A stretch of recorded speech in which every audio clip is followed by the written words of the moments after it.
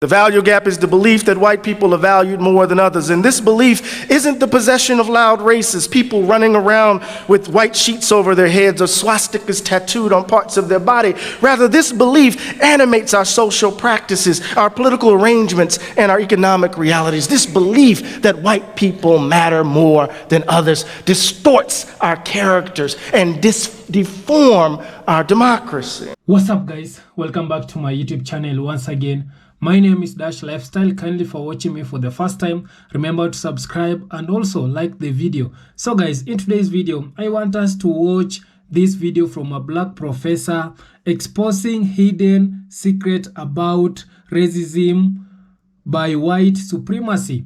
So, and also he is coming out and reveal the challenges and the struggle that the black people they are facing in United States. So kindly guys, watch this video till the end, then I'll be back with more comment. We live in a society where we can tell ourselves that we've turned an economic corner, that we have come out of the Great Recession. And when you look at black and brown communities in this country, when you turn your attention to those who are not quote unquote one of you, what do we see?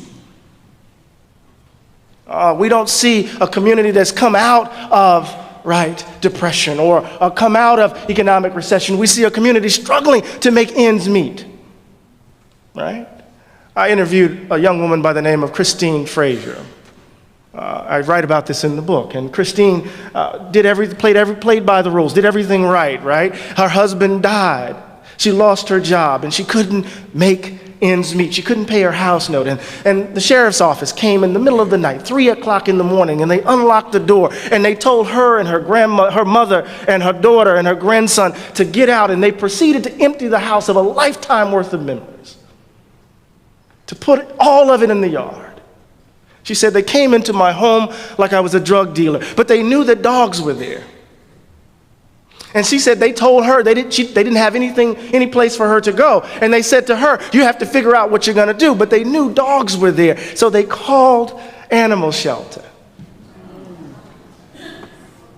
And she said the pain of losing the house was one thing. But they came with the place for my dog. We live in a country, right, where we can talk about turning a corner, but there are people right in our midst, right, who are struggling to make ends meet, people who are working hard, who are honest, who are trying to make ends meet, but we disremember, we think it's their fault.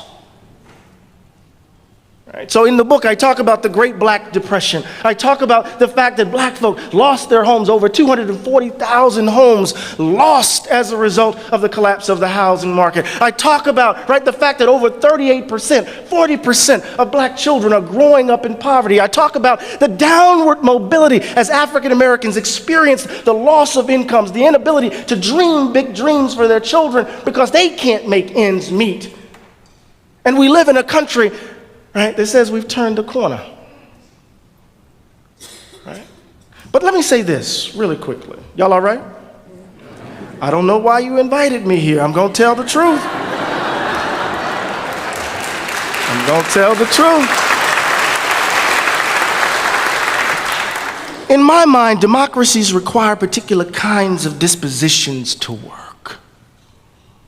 But something has distorted and disfigured our national and individual character. Remember, I said there's a crisis of imagination. Imagination involves what? Not only just simply the fantastical and the creative, the imagination involves what? This ability, right, to see oneself, put oneself in the position of another. That has something to do with our characters. I want to say that something has distorted and disfigured who we take ourselves to be, and I call it the value gap. Now I'm about to get into the substance of it, taking my watch off, right? What is the value gap? The value gap is the belief that white people are valued more than others. Oh, I'm going to say it again.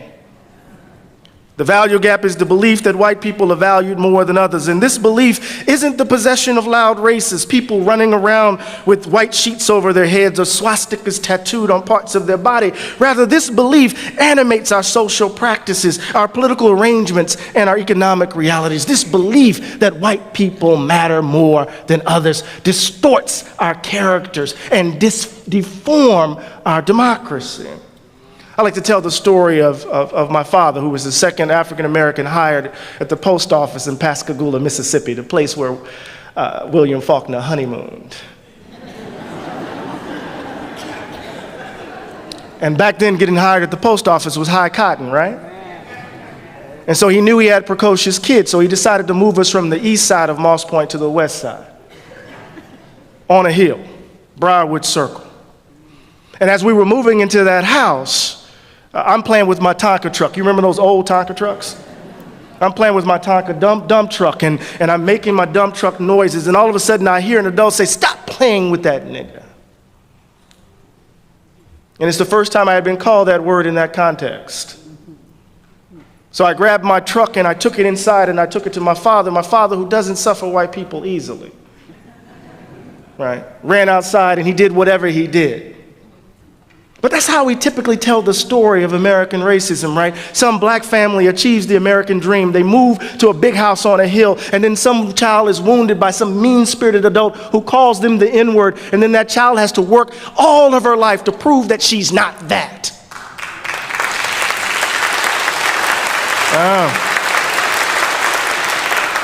But that's too easy. It's too melodramatic. It's too all my children like. My mother's favorite soap opera. Because I already knew at the age of 8 and 9 years old that we were moving from the black side of town to the white side of town. I already knew because Rose Drive, where we used to live, because the pipes are bad, every time it rained, it flooded.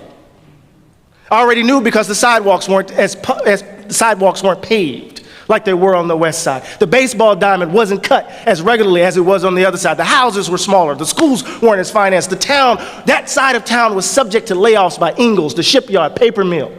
I already knew in the very built environment that something said that those folk over there were less valued than those folk over here. We want to look for the bad racist. Right? The obvious racist, but we are making choices day in and day out, right, that sustain racial inequality in this country. My colleague Imani Perry calls it a cultural practice of inequality. Let me give you an example of what I mean. I believe the planet is actually getting warmer. All right, you feel me? It's hottest summer on record, hottest year on record. But if you look at my house, and you look at my car, and you look at my light bulbs, you look at the way I live my life, the daily choices I make, you would think I believe the planet was all right. My day-to-day behavior suggests that I am a climate change denier. So there are folks running around here who are saying that they are committed to racial equality, but their choices. I just want my kids to go to the best schools.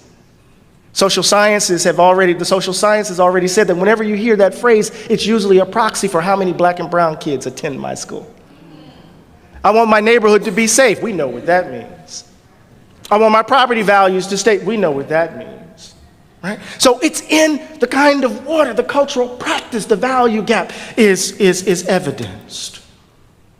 Let me give you a quote from James Baldwin in The Uses of the Blues. Y'all all right?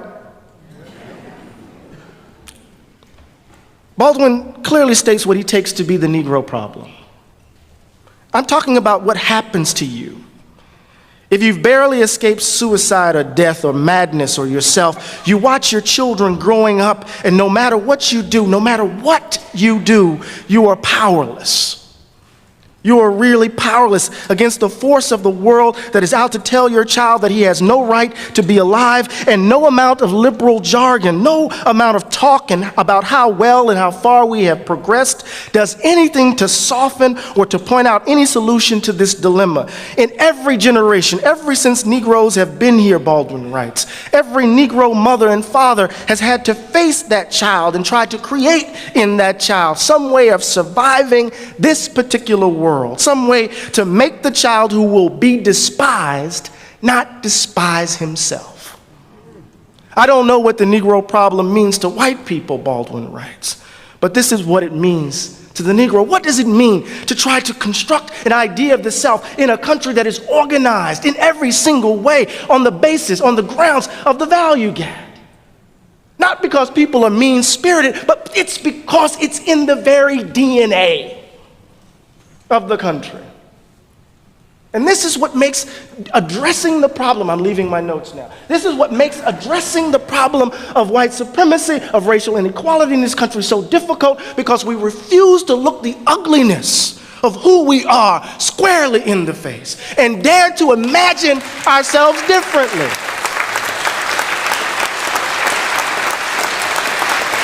This is hard work.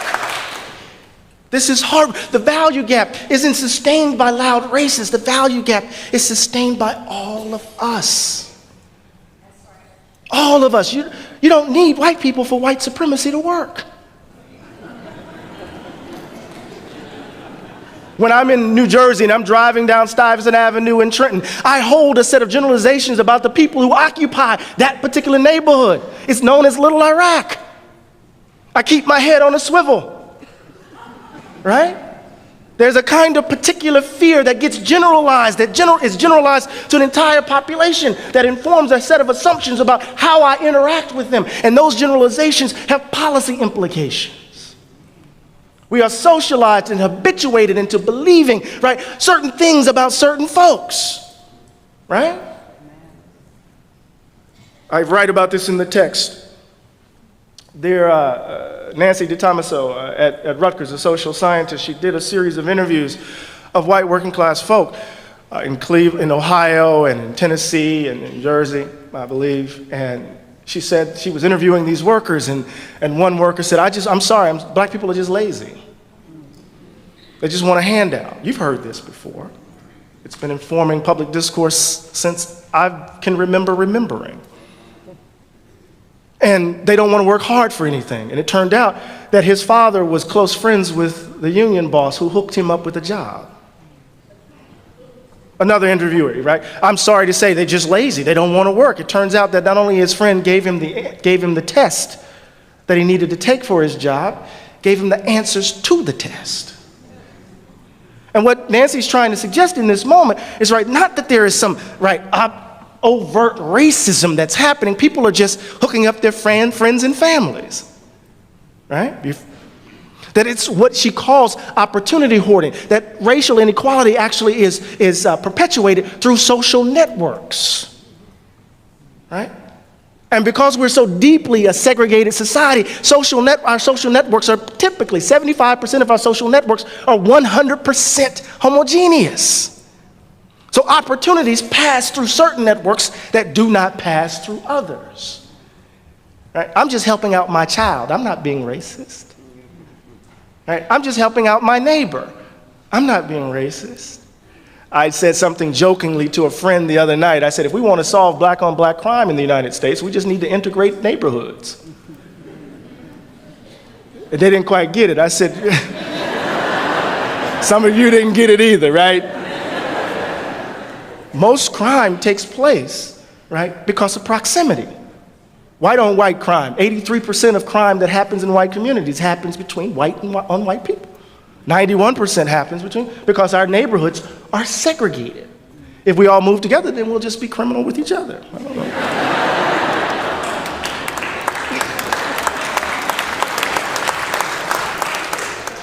Racial habits. The value gap distorts who we take ourselves to be.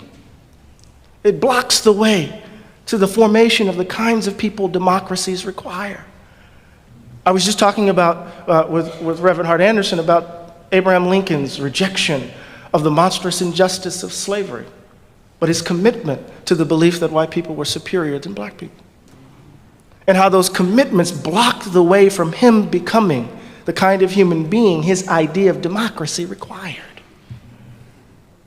What does it mean in our country that we can hold the ideals of democracy, and when those ideals are extended to black and brown people, we are willing to erode the social safety net?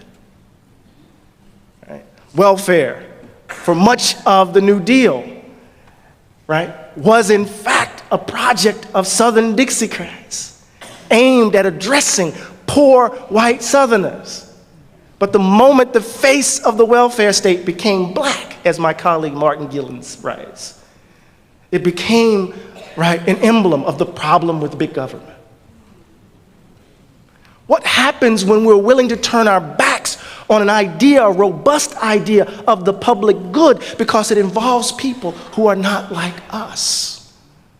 It means that we're willing to throw democracy into the trash bin over the idea, over our commitment to the idea that some people, because of the color of their skin, are valued more than others. It's the value gap is at the heart of our problem.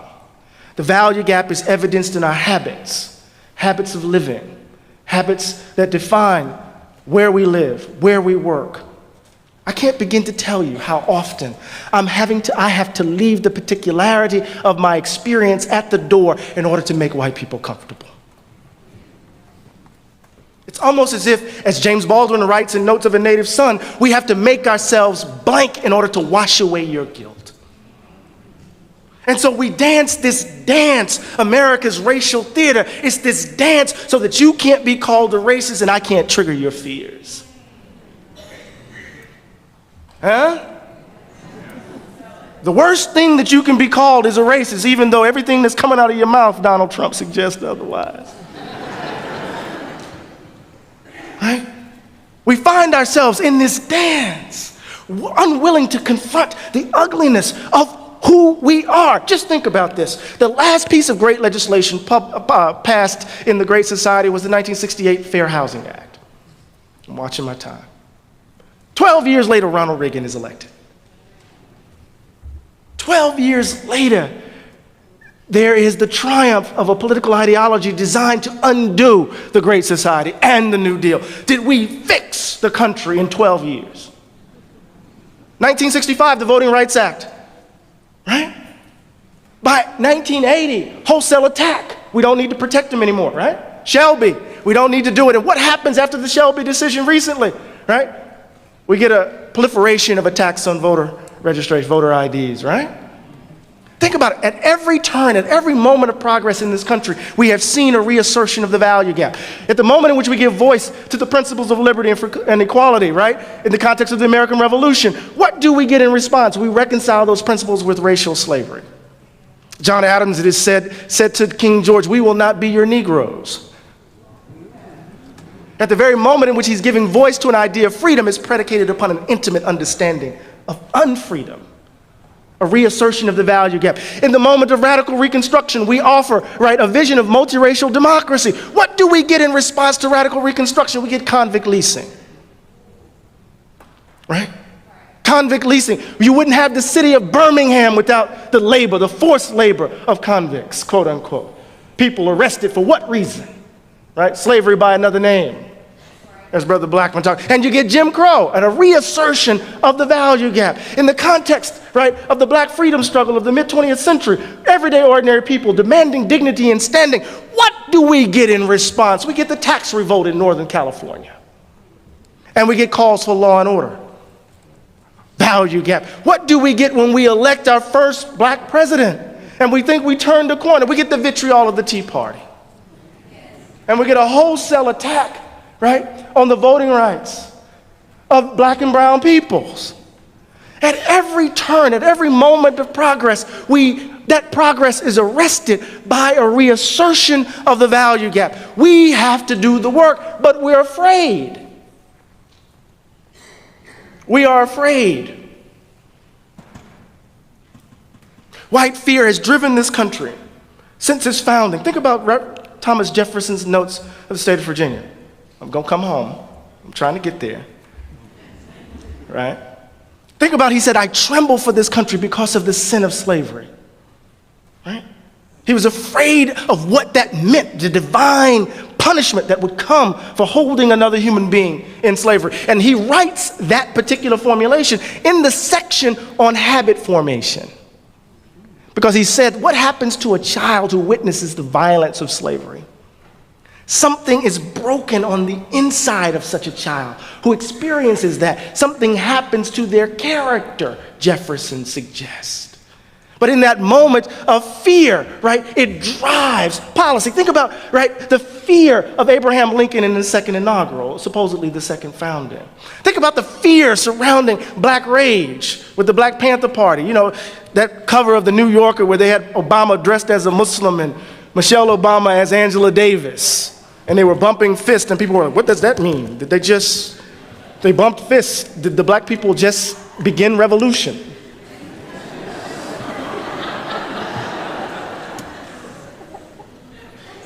Fear. Fear drives policy. The moral panics around the so-called super predators, where the data suggested was not true. What did the moral panics do? It drove mass incarceration. Think about what happened with the Central Park Five. Those babies were innocent. Their lives stolen. Think about all the millions of folk who are locked up because of fear. Fear driving policy. We can no longer be afraid. And that fear actually drives our political behavior, Black political behavior. As I said earlier, we're afraid to trigger your fears. So we will grit our teeth in the moment which you say something a little off color. Our fear of triggering white fear affects our behavior. So we're masking day in and day out, walking past each other, not really seeing the humanity of the person right in front of us. No wonder we're stuck. But Malcolm X said this, and I'm going to say this in front of you guys and make you mad. I don't care. We have to stop sweet talking.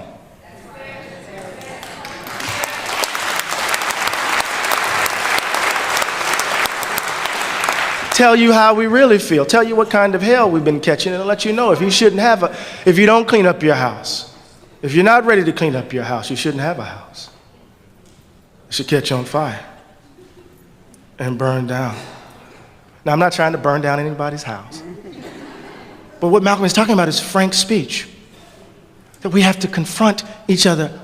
So guys, I hope you have watched and listened to that video from our Black American professor coming out and reveal the hidden secret about racism towards Black American. And you have seen the struggle and the challenges that the Black Americans they are still going through in the United States.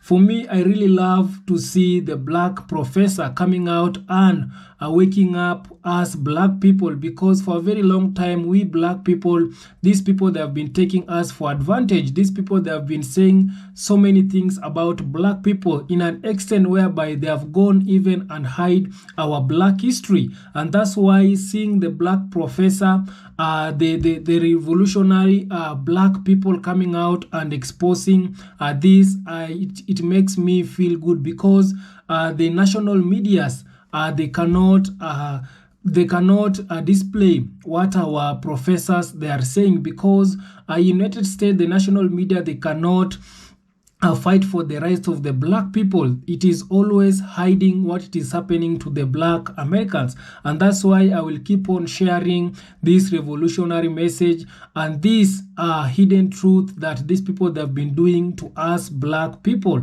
to Black Americans, to the Afro-Caribbean, to any Black people in the continent. So guys, I just want to highlight some of the things that our Black professor he has come out and say. He has come out and say that we as Black people, we like to value more white people than us Black people, simply because everywhere that we are going, everywhere we Black people who have been brainwashed by this white supremacy, that everything which it is Black, it is bad. And that's why these people, they have made our countries to be a third world country. You can see like Africa, these people, they have said everything bad about Africa. They have said Africa people, they are dying with poor African people. Africa, it is not a developed country. It is a country whereby children, they are dying hunger. So everything which it is bad, it is in Africa. But these people, they have put their country as a first world country. And also they have made their country to be a dream country, for whereby people, they can see their country as a dream destination country for everybody.